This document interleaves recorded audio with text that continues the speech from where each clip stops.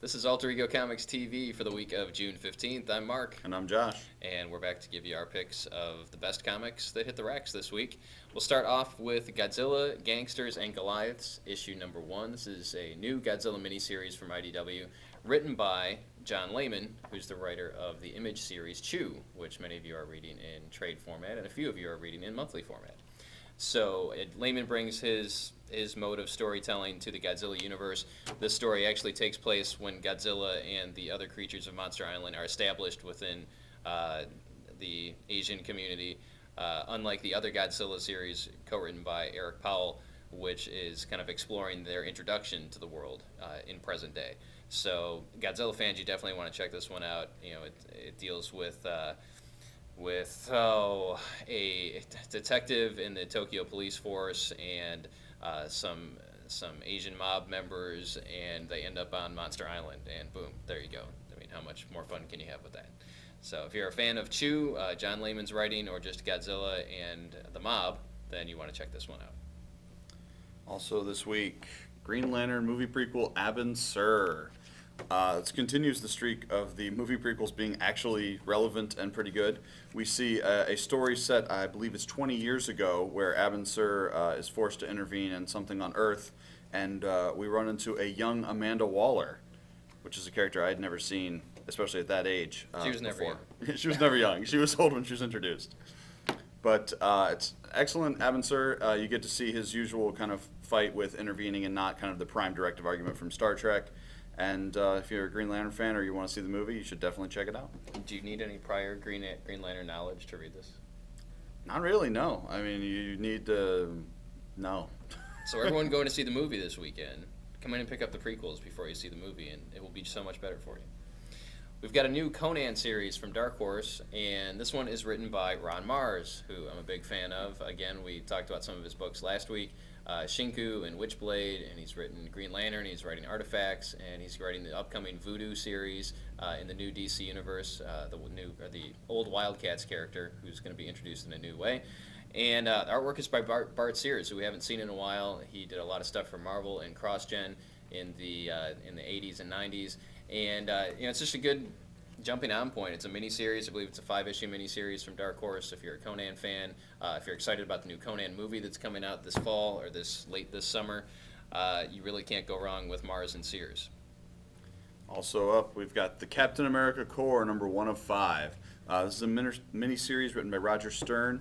It's got kind of an Avengers Forever feel. Basically one of the elders of the universe, the Watchers' sidekicks or lackeys or whoever those guys are, has sensed a serious event that can only be solved with Captain America. But not just one Captain America, but several Captain Americas from different realities and timelines. We've got Bucky Cap, we've got a young Steve before he's actually worked with Bucky, right after he started being Cap. We've got the American Dream from the future universe. We've got U.S. Agent from right after he was uncapped, however you want to look at it. We got a Cap. Yeah, and we've also got the Cap from the Universe 1A.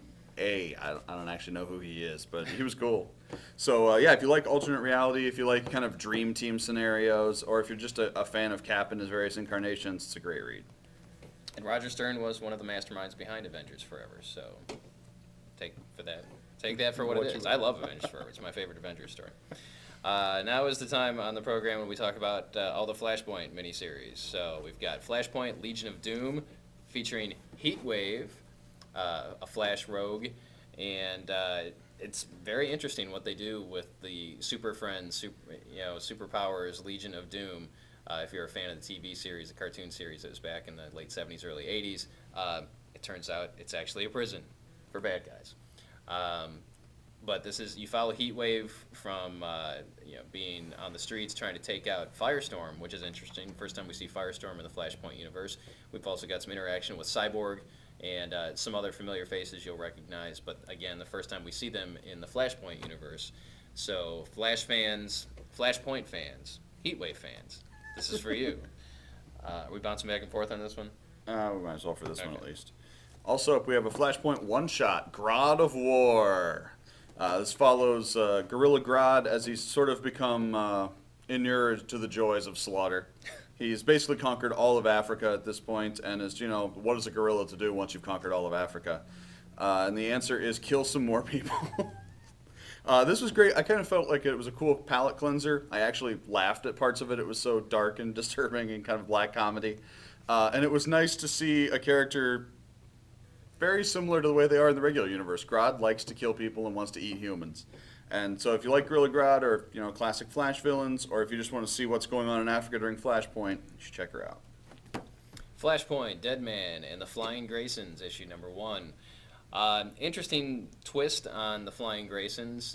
Dead Man is a member of the same circus that the Flying Graysons are in, and this time it's, well, I guess that's the way it is. It's Mom, Dad, and Little Dick who are the Flying Graysons. Little Dick, who's like 25. Yeah, and his mom looks older. like she's the same age, so Yeah. it's kind of weird. But we see some other familiar faces in the circus, which was kind of cool. Very cool. I don't want to give them away, but they're actually in Eastern Europe, trying to stay away from the areas that have been invaded by the Atlanteans and by the Amazonians. Well, at this point, Eastern Europe's all that's left. Yeah, because Western Europe is that's underwater. right. Well, I think the United It's States just is Europe still now. fine. Yeah. Oh, yeah, we're North fine. America's good. I mean, but in Europe. they can't get back to North America because of all the bad Atlanteans. people that are in their way.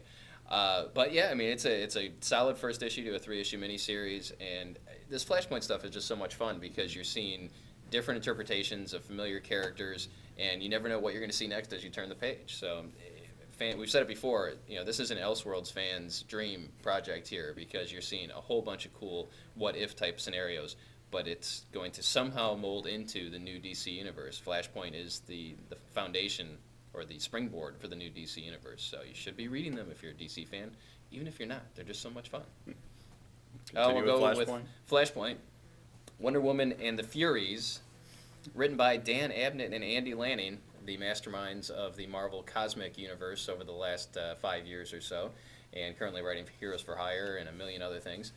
This was excellent. I think this is probably essential reading for anyone reading Flashpoint. It gives you the backstory to the Wonder Woman-Aquaman relationship and how we kind of get to where we are with them at war with each other. The artwork is excellent by Scott Clark.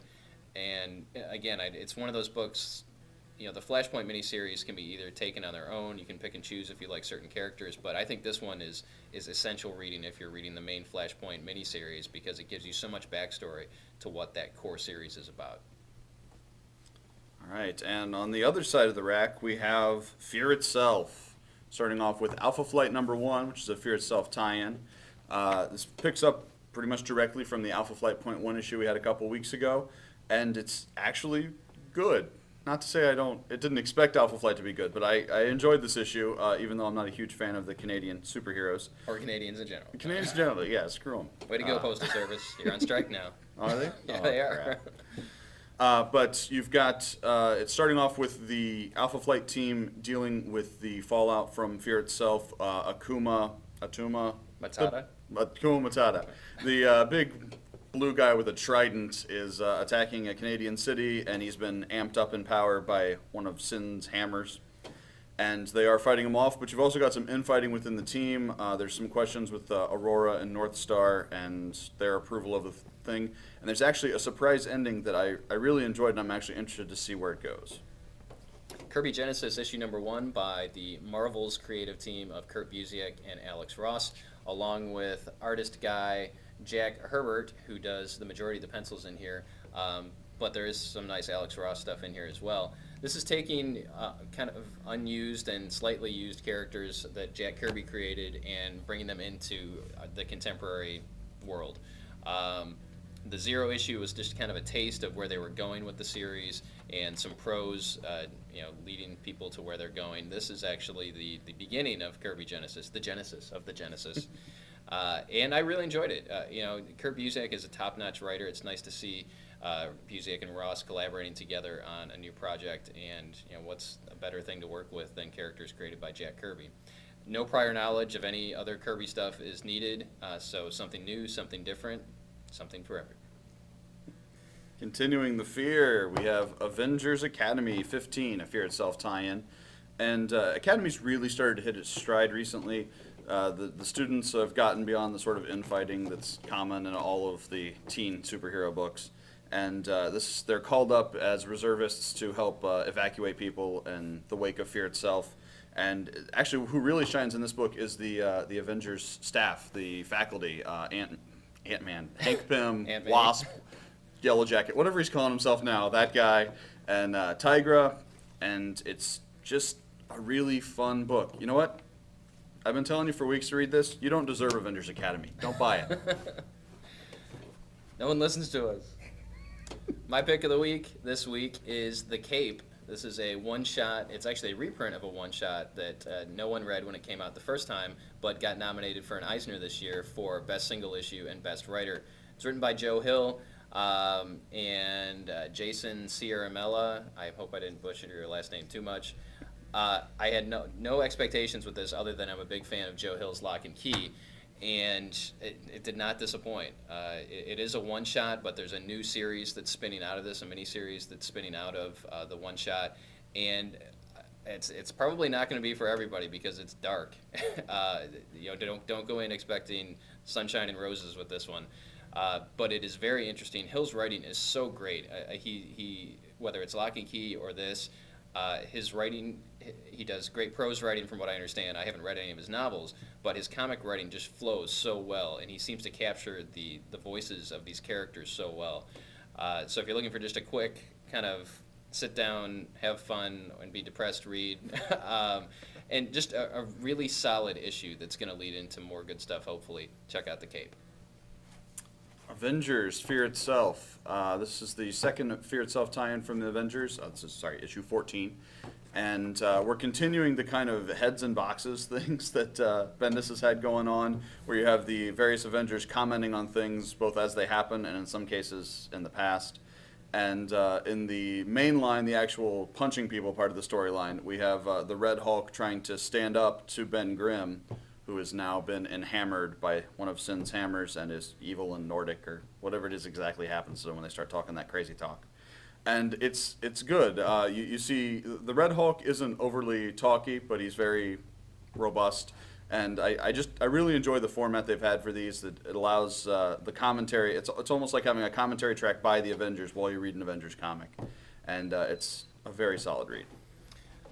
Couple new graphic novels to be aware of this week.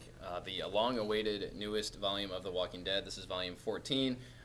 There's really nothing to say about this other than everyone loves The Walking Dead, and now you can come get volume 14. It's here. Also, Incorruptible by Mark Waid. We've got volume 4. It's been a really strong seller, along with its kind of sister book, Irredeemable, the flip side of the good and the bad, or the bad that was good and the good that is bad, or something along those lines. But the new volume of Incorruptible is here.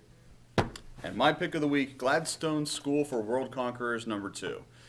This is the book that features a school training young supervillains to be supervillains. And the second issue is very solid. It continues to see some mild, friendly lampooning of comic book archetypes and things we're familiar with.